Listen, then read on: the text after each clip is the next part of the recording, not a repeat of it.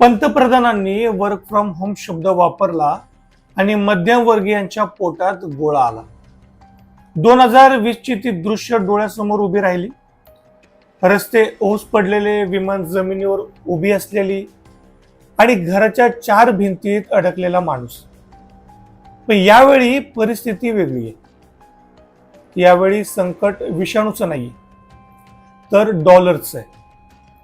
लोकांच्या मनात प्रश्न आहेत की सोनं खरेदी बंद करायची म्हणजे लग्नाचं काय? वर्क फ्रॉम होम म्हणजे पुन्हा ऑफिस बंद होणार का? परदेश प्रवास टाळायचा म्हणजे काय पर्यटन क्षेत्र बुडणार? शेअर मार्केटमध्ये जी 10% घसरण झाली ती याच भीतीपोटी होती.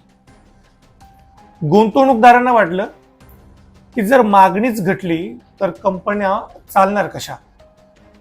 पण ही भीती अर्धीच आहे.